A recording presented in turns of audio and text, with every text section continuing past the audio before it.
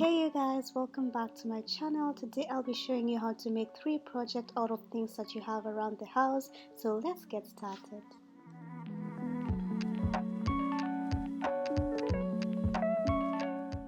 So we are going to start by taking our pattern paper and we are going to fold it in half. Then I'm going to take a glass or a whiskey tumbler that has a wide opening and then I'm going to place on the pattern paper. Then I'm going to take a pencil or marker and I'm going to trace around it. Next step, we're going to add 1/2 inch allowance all around. After we've added the allowance, we are now going to cut. After cutting, you're now going to have 2 circles. Then you're going to take one and you're going to fold it in half. After folding, we're now going to cut it right at the middle. So now you should have 2 semicircles in a circle. So now we're going to take a piece of fabric and then we're going to take our circle piece and place it on the fabric and then we're going to pin it. Then we're going to take another piece of fabric and we're going to fold it in half. Then we're going to use only one semicircle and we're going to place it on the fabric and then we're going to pin it and cut. I forgot to include that you need to add 1/2 inch allowance to this side on your fabric, so please do that before cutting.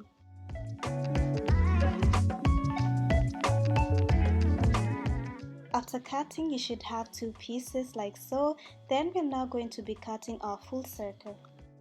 And you're going to repeat the same exact process for your lining. Now you should have 2 semicircles of your main fabric, 2 semicircles of your lining, 1 circle of your lining and 1 circle of your main fabric and your zipper. So we're now going to sew the pieces together and we're going to take one piece of our main fabric and we're going to place it on the edge of the zipper with the right sides facing each other, like so. And then you're going to take a pin and pin it in place. Next, we're going to be taking our lining piece and we're going to be placing it under the same side as we place our main fabric, like so. And then we're going to pin it in place with the same pin. And now we're going to sew with a 1/2 inch sewing allowance and we're going to be using a zipper foot. And this is how it looks after we've sewn. Now we're going to be sewing the other pieces and we're going to put this away. Then we're going to take a piece of our main fabric and place it on the right sides of the zipper like we did before. And then we're going to take our lining and place it under it and then we're going to pin and sew.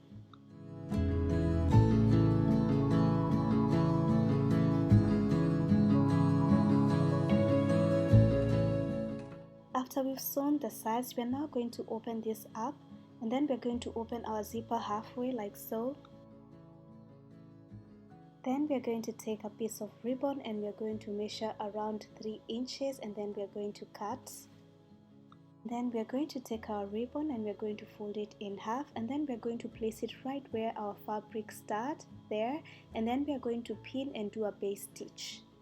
So I've already done a base stitch. This will help the ribbon stay in place. Then I'm going to take a needle and thread and do another base stitch at the edge of the fabric and the zipper. After we've done the base stitching, remember that the zipper is supposed to remain halfway open. Then you're going to take the main circle and you're going to place it with the right sides facing each other like so. Then you're going to take the lining and place it under it like so and then pin around. After you've pinned, you're going to leave about a 3 inch opening. This is where we are going to be turning our piece inside out. When you get close to the zipper, use your hand wheel to slowly turn the needle. And this is because we do not want our zipper to break as we sew through the zipper teeth. After sewing, we're now going to use our scissors to cut the excess allowance. Make sure that you don't cut through the stitches. Next, we're going to make little snips. Make sure that you don't cut through your fabric. This will help our piece lay flat when we turn it inside out. So now we are going to turn our piece inside out through that opening like so. After we've turned the piece inside out, our last step is going to be closing down the little opening that we left before, and you can either do this by sewing inside with a sewing machine, or you can either take a needle like I am and sew. And that is it for this project. So this is how our little pouch looks like, and you can use it in a lot of ways. For example, you can use it to store your earphones, or you can use it to store your coins. I'm definitely going to use it to store my earphones.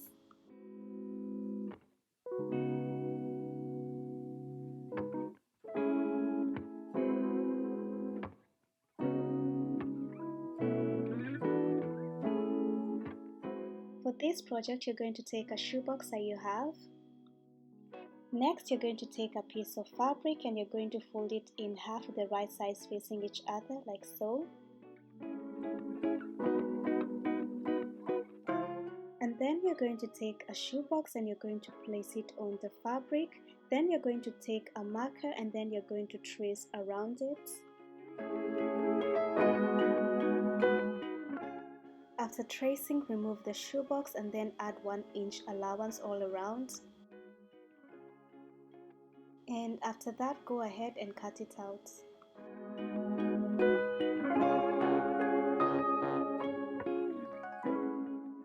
Next, we're going to be overlocking our edges, and if you don't have an overlocker, you can go ahead and use a zigzag stitch on your sewing machine. After overlocking the edges, we are now going to take one piece and we're going to place it on top of the other with the right sides facing each other. Then we're going to mark 1 inch down from both edges. And this is where we are going to be folding in twice so that we can create a tunnel for the drawstring. Next, we're going to be pinning the sides.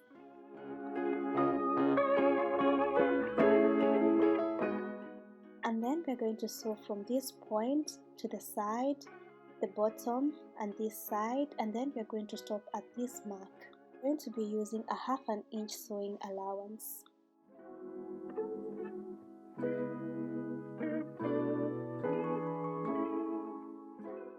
After we've sewn the sides, we're now going to take this edge and then we're going to fold it in like so, and then we're going to fold the top twice, 1/2 inch like so, and we're going to repeat the same on all other sides. I decided to iron the hem so that it's easier to sew. Then you're going to sew along this side and this side.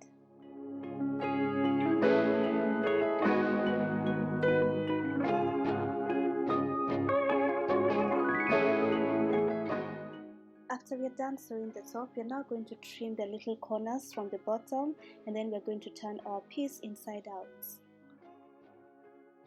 After you've turned the back, make sure that you push down the little corners. Then I'm going to take a tape measure and I'm going to measure side to side, and I got 9 inches, and then I'm going to multiply 9 inches by 4, which gives me 36 inches, and then I will cut a piece of ribbon that is 36 inches. After I've cut the ribbon, I'm going to attach a safety pin at the edge of the ribbon, and then I'm going to insert it through that opening that we left, and then we're going to pull it through.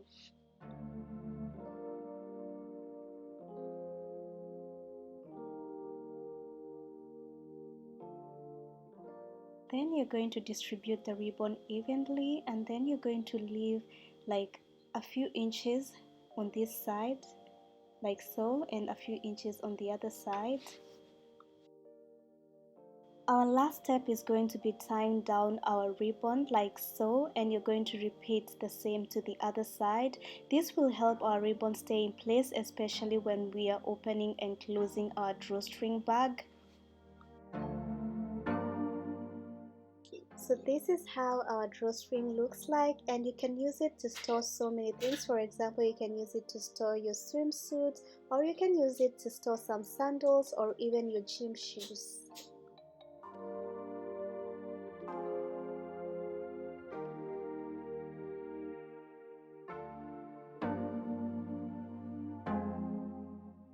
To make our organizer, we're going to take a face mask box. Then we're going to cut the top piece out with our scissors.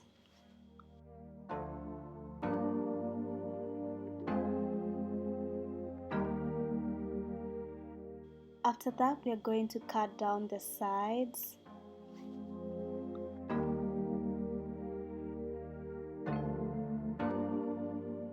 Then we're going to open it up, and you can take some scotch tape to hold it down. Next step, we're going to take our fabric and then take the box and place it on top of the fabric on the wrong side, and then we're going to trace around it.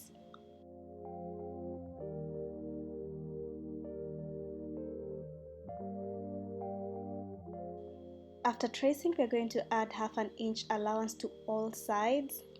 But for me, I decided to add 1 inch because I want mine to be a bit bigger.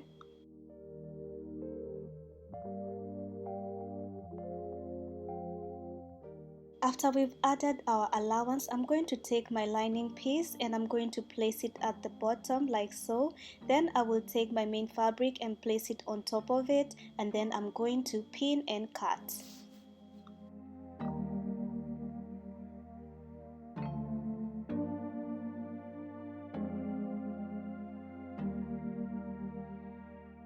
So now we've got our two pieces, which is our main fabric and lining.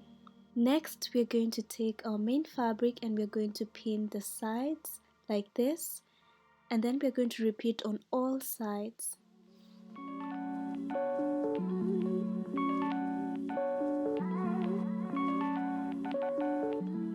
And because my lining is a bit thin, I decided to add interfacing of camera.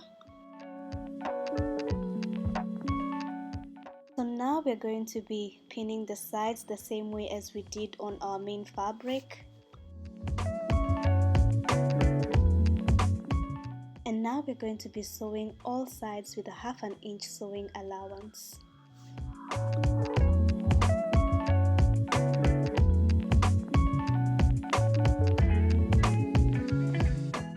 After that, we're going to trim down the excess allowance on all sides.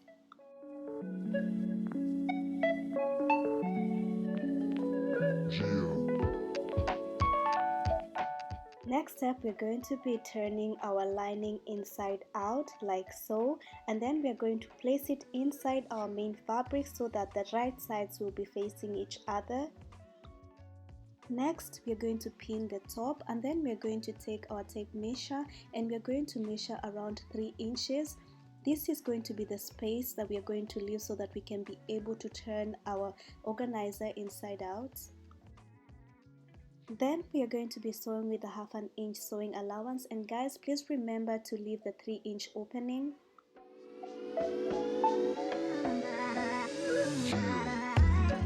After we've sewn the top, we are now going to trim down the excess allowance, and then we're going to turn the piece inside out through that opening that we left.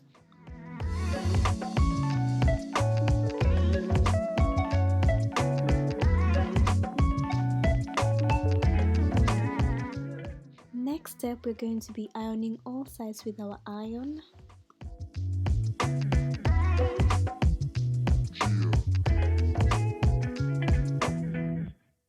And our last step for this project, we are going to be closing down that little opening that we left, and we are going to do that by doing a top stitch.